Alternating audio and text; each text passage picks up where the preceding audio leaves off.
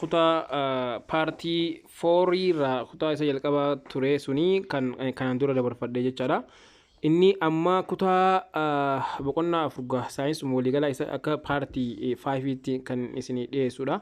Innis sila waa'ee caasaa onnee isa sila waliin dubbanne wajji wal qabsiisee maali kan jedhu hamma tokko ibsa tokko irraa isiniif dubbadha gaa'ii.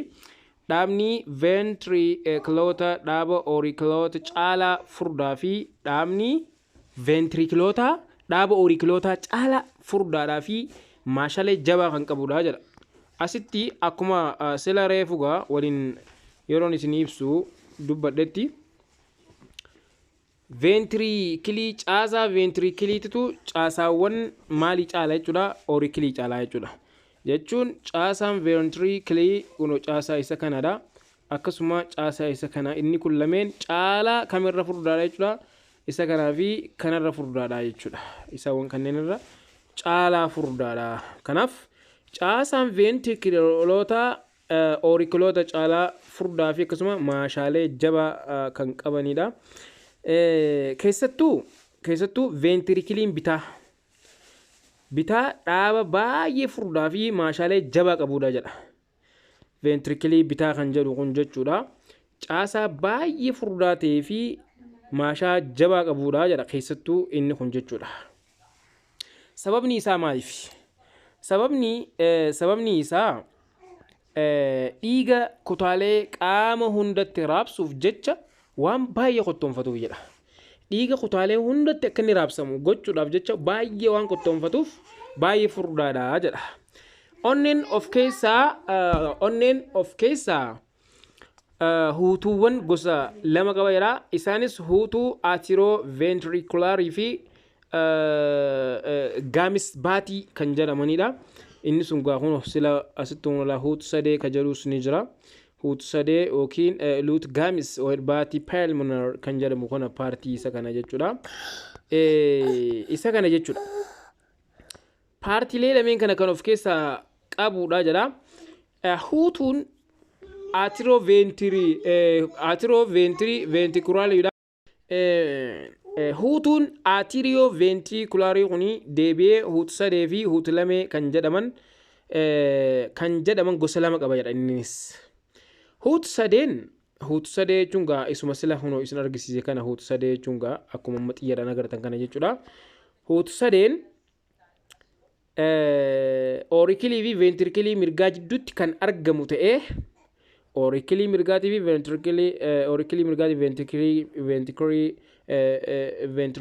ventrikilii mirgaa jidduutti kan argamu ta'ee yeroo ventrikilii mirgaa kottoonfatutti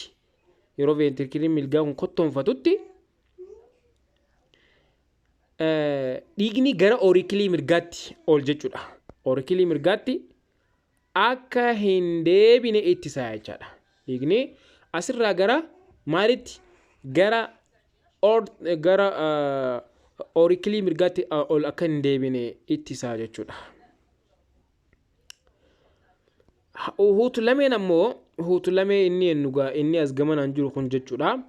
Huutu lameen kun ammoo maaliif fayyada yoo jenne huutu lameen oorikilii fi ventrikilii bitaa jidduutti kan argamu yommuu ta'u yeroo ventrikiliin bitaa kottoonfatutti dhiigni gara oorikilii bitaatti ol jechuudha. Akka hin deebine ittisa jechuudha. Huutuun gaamisbaatii bu'uura aortaa fi piluminarii artiitiitti kan argaman yommuu ta'u dhiigni akka boodatti hin deebine kan godhuudha jechuudha. Kanaaf huutu gumis kan jedhu kunii fi akkasuma huutu lamee fi huutu sadee kan inni kunii dalagaa adda addaa qabaa jechuudha. Dalagaalee adda addaa qaban jechuudha. Huutu sadee kan jedhu jidduu ventrikilii mirgaatii fi oorikilii mirgaatti kan argamu yommuu ta'u yeroo ventrikilii mirgaa kunii kottoonfatu dhiigni yeroo inni kun kottoonfatu jechuudha. Dhiigni asirraa gara kanatti akka ol hin deebine gochuudhaaf ittisa. Akkasuma huutu lamee inni jennuun kunis jidduu ventricle bitaatii fi auricule kana lameen jidduutti kan argamu yommuu ta'u yommuu ventricle bitaa kun kottoonfatu gara auricule bitaatti dhiigni akka ol hin deemne kan ittisu jechuudha. Kana kabira hootgamis baatii pulmonar kan jennu kana faatu jira. Akkuma amma barree hootgamis baatii kuni bu'uura aortaa fi pulmonary artery kan argaman yommuu ta'u dhiigni akka boodatti hin deebine. Dhiigni gara boodaatti akka hin deebineef ittisaa jechuudha. Kabira waa'ee ujummoolee dhiigaati. Ujummooleen dhiigaa akkuma beekamu ujummoolee dhiigaa sadiitu jira. Ujummoo dhiiga raabsituu, ujummoo dhiiga deebistuu fi kaapilaarota kan jennuunitu jira. As keessatti ujummooleen dhiigaa gosa sadeen kunniin jechuudha. Egaa ujummoolee dhiigaa bakka sadiitti qoodamee ilaala jennee jira. Tokko ujummoon dhiiga raabsituu jira. Fakkeenya amaloota ujummoolee dhiigaa yoo ilaallu kallattii dhiigaa itti geejjiban wajji wal qabsiisee akkasuma haala dhaaba ujummoolee isaanii ilaalchisee dalagaa isaanii akkasuma dhiibbaa dhiigaatii fi saffisa yaa'uu dhiigaati kan nuti irratti ilaallu amaloota isaaniiti. Fakkeenya ujummoolee dhiiga raabsa yoo ilaallu onnee irraa gara qaamotaatti kan inni raabsu jechuudha. Onnee irraa ujummooleen dhiigaa fuudhanii gara qaamotaatti dhiiga ni raabsu jechuudha. Haala dhaaba ujummoolee isaanii yoo ilaallu immoo dhiiga raabsituun jechuudha. Dhiiga raabsituun maali yoo jenne tokko furdaa fi kan dhifamuu danda'anidha isaanii. Furdaa kan ta'anii fi akkasuma dhifamuu kan danda'anidha. Waa'ee dalagaa isaanii yoo ilaalle ujummoo dhiiga raabsituu pulmonary irraan kan hafe hundi isaaniitu dhiiga oksijiiniin badhaadhee kan geejjiban jechuudha. Isaan kun jechuudha. Ujummooleen dhiiga raabsituun dhiiga oksijiiniidhaan badhaadhee kan geejjibanii jechuudha. Ujummoolee dhiiga deebisan yoo fudhanne immoo qaamota irraa gara onneetti dhiiga kan deebisanidha. Haala dhaaba ujummoolee kanneen keessoo isaa yoo ilaallu haphii fi baay'ee kan hin dhifamnedha. Haphiidhaas garuu baay'ee hin dhifaman ammas. Dalagaa ujummoolee dhiiga raabsan yoo ilaallu ammas ujummoon dhiiga deebistuu pulmonary irraa kan hafe hundi isaaniitu dhiiga kaarboon daayoksayidii itti baay'ate kan gara onneetti ol geejjibu jechuudha. Akkasuma dhiibbaan dhiigaa kanaa olaanaadha. Kanaa baay'ee xiqqaadha dhiibbaan dhiigaati. Saffisa yaa'uun kanaa ariitiidha qaba. Saffisa qaba jechuudha. Inni kun immoo suuta yaa'a jechuudha. Suuta gara onneetti ol deemaa jechuudha. Kaapilaarota kan jedhaman bira yoo dhufne kaapilaaroniinis akkuma dhiiga deebistuu fi dhiiga deebistuu amma mataa isaanii qabanii ujummoo dhiiga raabsituu irraa gara ujummoo dhiiga deebistuutti jechuudha. Dhiiga raabsituu jechuun ujummoo onnee irraa dhiiga fuute. Sanii fi kan dhiiga deebistuu kana lameen jidduu isaan lameen kana wal qunnamsiisudha. Akkasuma ammas haala dhaaba isaanii yoo ilaalle baay'ee haphiidha keessi ujummoolee kanneen jechuudha. Inni biraa oksijiinii fi kaarboon daayoksayidii nyaata bullaa'ee fi kanneen biroo dhiigaa fi tishuu jidduutti akka wal jijjiiran ni godha. Kaapilaaronni jechuudha. Oksijiiniin akka wal jijjiiramu, oksijiinii fi kaarboon daayoksaydiin akka wal jijjiiramu, nyaanni bullaa'ee kun fi kanneen biroolleen dhiiga keessatti akka wal jijjiiramu, tishuu fi tishuu jidduutti akka wal jijjiiramu ni taasisa jechuudha dalagaan kaapilaarota. Akkasuma baay'ee gadi bu'aadha jedha. Akkasuma maal isaantu baay'ee gadi bu'aadha. Dhiibbaan dhiiga isaanii baay'ee gadi bu'aadha. Wanti immoo saffisni isaanii saffisa suutuudha jechuudha. Waa'ee haala saffisa yaa'u dhiigaa fudhannu baay'ee suuta yaa'u bakka kanatti jechuudha dhiigni kana jechuudha. Kabiraa waa'ee dhiigaati. Dhiigni qabiyyeewwan gurguddoo lama qaba jedha. Qabiyyee lama qaba. Isaanis pilaazmaa fi seelota dhiigaa kan jedhaman qaba dhiigni jechuudha. Qabiyyee qilleensaa keessa pilaazmaa jechuun maali yoo jenne qabiyyee dhangala'oo ta'ee maal dhiigni pilaazmaa jedhamu maal qaba? Wanni isaan qaban bishaan, nyaata bullaa'e fi wantoota biroo of keessatti kan qabatedha. Dhiigni pilaazmaa jedhamu. Dhiigni pilaazmaa jedhamu maal of keessatti qaba? Bishaanii fi nyaata bullaa'ee fi kanneen biroo ashboo soogdawaan adda addaa kan of keessatti qaba. akkasuma seelota dhiigaa fudhanne immoo seelota dhiigaa fudhannee seelonni dhiigaa gurguddaa sadii jira. Dhiiga diimaa, seelota dhiiga diimaa, seelii dhiiga adii fi pilaatelota kan jennu ni jira. Inni kuni seelota dhiigaa qabiyyoon jajjaboo ta'anii seelonni dhiigaa sadan seelota dhiigaa adii, seelota dhiigaa diimaa fi pilaatelota kan keessatti hammatudha. Gabatee irrattis kun isin agarsiiseetoo jira. Haala seelota dhiigaa fudhannu dalagaa isaanii seelonni dhiiga diimaa oksijiinii geejjiba. Haala dalagaa isaanii olaallu jechuudha gaa'ii. Akkasuma gaa dalagaan isaa maali? Oksijiinii geejjibuudha. Kabiraa waa'ee hamma isaa yoo ilaallu 8 hanga 12 paayidha. Paayimeetirii jennaani. Paayimeetiriidha. Kabiraa maayikoomeetirii jechuudha. Maayikoomeetiriidha. Maayikiroomeetirii. Boca isaa yoo fudhannee baayikoonkeeviidha. Boca baayikoonkeevii jedhamu qaba. Dhiigni seelii dhiiga diimaa kun jechuudha. Umriin isaa guyyoota 120 hangas takka turaa sanboota ni haaromfama jechuudha. Kabiraa baay'ina isaa yoo fudhannee miiliheena 5 millimeetira kiiwubiidha. Baay'inni qaama namaa keessatti jechuudha. Seeliin dhiiga diimaadha. Miiliheena 5 millimeetira kiiwubiidha jechuudha. Halluun isaa maali yoo jennee halluu diimaadha qaba jechuudha. Seelii dhiiga adii yoo fudhannu seeliin dhiiga adiidha. Dhukkuba qaama irraa ittisuudha. Faayidaan isaa tokko dhukkuba qaama irraa ittisuu. Lamaanuu ni caalu akkasuma 8 hanga 17 maayikiroomeetiriidha hammi isaa jechuudha. Yooniif safaramu. Halluun isaa wanti bocni isaa jijjiiramaadha. Boca dhaabbataa ta'e hin qaban warri adiidha jechuudha. Umriin inni turuu danda'u guyyoota muraasa hanga waggaa jechuudha. Hanga waggootaatti turuu ni danda'a jechuudha.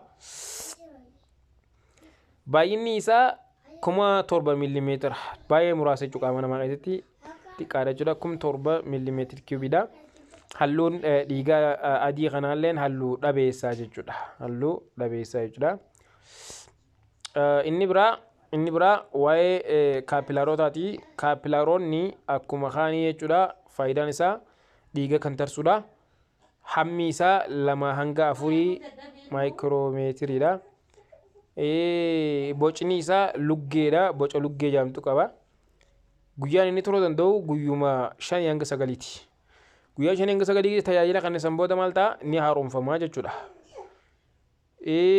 Akkasuma maal ta'a millimeetirri isaa jechuudha. Baay'ina isaa yoo fudhannee 20 fi 250 millimeetira baay'inni qaama namaa keessatti inni qabu. Halluu isaa yoo ilaalle immoo halluu dhabeessaa jechuudha. Halluu dhabeessaa jennaan. Kabiraa waa'ee akkaataa marsaa dhiigaati. Akkaataa marsaa dhiigaa waan joo kana yoo fudhannu dhiigni kaarboon daayoksayidii hedduminaan qabate kutaalee qaama adda addaa irraa karaa ujummoo guddicha dhiiga deebistuu yookiin veenaa kaavaa irraan kutaa onnee oorikilii mirgaatti seenaa jedha. Kutaa onnee oorikilii mirgaatti seena dhiigni xuraawaan kun jechuudha. Veentirikilii mirgaa irraa karaa ujummoo dhiigaa deebistuu raabsituu paalmoneereetiin somba gaha sanbooda. Maali ujummoo veentirikilii mirgaa irraan kan ujummoo dhiiga raabsituu paalmoneereetiin maal ta'a somba gaha jechuudha sanbooda. Somba keessatti kaarboon daayoksayidii baasuunii fi oksijiinii ni fudhachuun ujummoo dhiiga deebistuu paalmoneerii keessaan kutaa onnee oorikilii bitaatti seena sanbooda. Achis veentirikilii bitaatti yaa'a eegas booda jechuudha.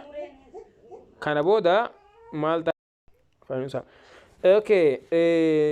Kana booda itti fufuunis veentirikilii bitaa keessaa ujummoo guddicha dhiiga raabsituutti aortaatti darbaa jedha sanbooda. Itti fufuunis veentirikilii bitaa keessaa gara ujummoo guddicha dhiiga raabsituutti aortaatti darba. Sanbooda dhiigni aortaa irraa adeemsaan gara maaliif gara kaappilaaroota dhiigaatti darbuun kutaalee qaama keenya hundaatti raabsama jechuudha booda.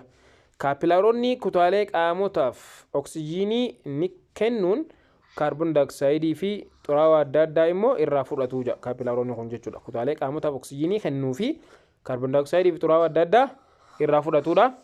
Samoota dhiigni kaappilaarota keessaa kun ujummoo dhiiga deebistuu keessaan darbee veenaa kaabaatti deebi'uun marsaa isaa itti fufa jedha. Adeemsi akkanaa kun walumaa galatti maal jedhama? Adeemsa marsaa dhiigaa jennaan jechuudha. Adeemsa marsaa dhiigaa akkuma kun footoo kanarraa agarru jechuudha. Adeemsi kun maal jedhama? Adeemsa marsaa dhiigaa jennaani. Akka waliigalaatti marsaan dhiigaa gosa lamatu jira. Isaanis marsaa dhiigaa dachaa fi qeenxeedha. Marsaan dhiiga dachaa keessatti dhiigni marsaa tokko keessatti yeroo lama onnee keessa darba. Kanaaf marsaa dhiigaa sirnaati. Marsaa dhiigaa kana feezii lamatti gargar baasuun ni danda'ama. Kunis marsaa paalmonarii sombaa fi sirnaati. Marsaa sirnaati. Marsaan paalmonarii onnee fi sombaa jidduutti kan gaggeeffamu yommuu ta'u, onnee fi somba jidduutti kan gaggeeffamu yommuu ta'u, marsaan sirnaa immoo onnee fi qaamota adda addaa jidduutti gaggeeffamaa jedha. Marsaan paalmonariidha onnee fi somba jidduutti. Marsaan paalmonariidha onnee fi somba jidduutti gaggeeffama. Bakka kana qabachuu qabdanii. Marsaan paalmonarii onnee fi somba jidduu yommuu ta'u, marsaan sirnaa immoo onnee fi qaamota jidduutti gaggeeffamaa jechuudha. Onnee fi qaamota jidduutti gaggeeffama jechuudha. Inni xumuraa waa'ee akka amfibiyaanota, waa'ee reeptaayiloota akkasuma allaattootaa fi manni marsaa dhiigaa dachaa qaba. Marsaan amfibiyaanonni wantoota gartee bishaan keessa jiraatan, lubbu qabeeyyii bishaan keessa jiraatan jechuudha. Kanneen lafee dugdaa qaban jechuudha. Reeptaayiloonni bineeldota lafee dugdaa qaban ta'anii kanneen lafarraa fi bishaan keessa jiraachuu danda'anii. Allaattiiwwanii fi namni marsaa dhiigaa kan dachaa ta'e kana qaba. Marsaa qeenxee keessatti, marsaa qeenxee kan jedhaman kana keessatti dhiigni marsaa tokko keessatti al tokko qofa onnee keessa darba. Yeruma tokko bichaa jechuudha. Al tokko qofa onnee keessa darbee gara ujummoolee dhiigaa darba jechuudha. Bineeldota akka qurxummii kanneen somba hin qabne keessatti dhiigni onnee abbaa gola lama qofa irraa ujummoo dhiiga raabsituu keessaan gara giilii deemuun oksijiinii fudhatee achumaan gara qaamota adda addaatti deemaa jedha. Kanaaf qaamotaaf oksijiinii raabsa jechuudha. Qaamotaaf oksijiinii raabsuudhaan kaarboon daayooksaayidii immoo irraa fudhachuun karaa ujummoo dhiiga deebistuutiin onnetti deebi'aa jechuudha. Akki kun maal jedhamaa jennaan marsaa dhiigaa qeenxee jechuudha. Marsaa dhiigaa qeenxee jedhama. Marsaa qeenxee keessatti dhiigni marsaa tokko keessatti al tokko qofa onnee keessa darba. Bineeldota akka qurxummii kanneen somba hin qabne keessatti dhiigni onnee abbaa gola lama qofa irraa ujummoo dhiiga raabsituu keessaan gara giilii deemuun oksijiinii fudhatee achumaan gara qaamota adda addaatti deema jedhe. Qaamotaaf maal raabsaa? Oksijiinii raabsee kaarboon daayooksaayidii immoo irraa fudhachuun karaa ujummoo dhiiga deebistuutiin onnetti deebi'a. Kun maal jedhama? Marsaa dhiigaa qeenxee jedhama jechuudha. Dalagaa sirna marsaa dhiigaa yoo fudhannu, dalagaan sirna marsaa dhiigaa afurii jira. Sirni marsaa dhiigaa dalagaalee armaan gadii raawwata. Tokko oksijiinii qaama keessatti geejjibuu. Lama dhangaalee nyaataa qaama keessatti geejjibuu. Dhangaalee nyaataa jechuun qaama keessa geejjibuu. Sadii qaama irraa dhukkuba ittisuu. Afur dhiiga kan tarsuun dhiiga akka hin dhangaalee godhaa jechuudha.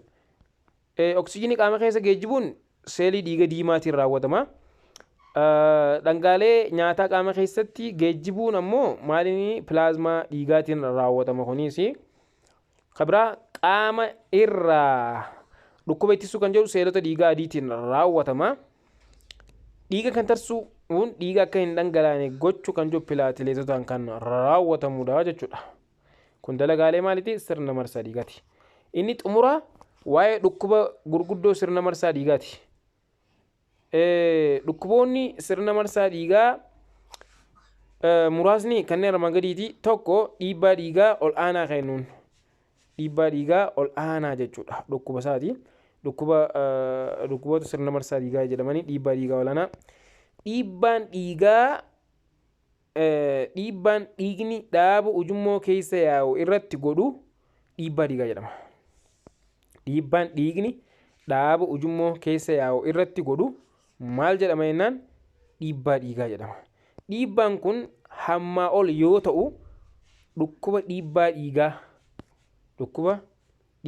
dhiigaa ol aanaa jedhamu fida. Sababoonni isaa baay'ee ta'anis nyaata cooma baay'inaan fudhachuu sababoonni isaa jechuudha. Nyaata baay'inaan cooma qabu fudhachuu fi sochii qaamaa gochuu dhabuu irraa kan ka'e dhukkubni kun nama qabuu danda'a. Akka lamaffaatti dhukkuba seelonni sammuu dhiigaa harkachuu dhabuu. Dhukkuba seelonni sammuu dhiigaa harkachuu dhabuu irraa dhufu istrookii kan jennu jechuudha. Ujummooleen dhiigaa sammuu keessa balaan citu yoo isaan mudate balaan cituudha yoo isaan mudate seelonni sammuu sababoota dhiiga dhaabuu fi dhiigni irratti dhangala'uu dhiigni seelota kanneen irratti dhangala'uu irraa kan ka'e hojii isaanii ni dhaabuu jedha. Karaa biraatiin sababa cufamuu ujummoolee dhiigaatiin seelonni nyaataa fi oksijiinii dhabuun miidhamuu ni danda'u jechuudha. Kanaaf seelonni dhiigaa dhiibbaan akkana irra ga'uu danda'a. Inni biraa dhukkuba cufamuu ujummoolee dhiigaa onneetiin dhufu. Dhukkuba cufamuu ujummoolee dhiigaatiin dhufu yookiin heart attack kan jennu jechuudha. Ujummooleen dhiigaa maal ta'uu danda'a? Onnee keessa tasa cufamuudhaan mudatuu danda'a. Yeroo san dhiigni yeroo geejjibamuu dhabu maal ta'uu danda'a jechuudha? Rakkoon uumamuu ni danda'a jechuudha. Kanaaf asirratti isin gaafadha. Hagama dureetti aanuun walitti deebinutti nagaan naaf turaan dhaamsa kiyyaa subscribe gochuu, like gochuu, share gochuu hin dagatina. Assalaamu alaikum wa rahmatullahi wa barakatuh.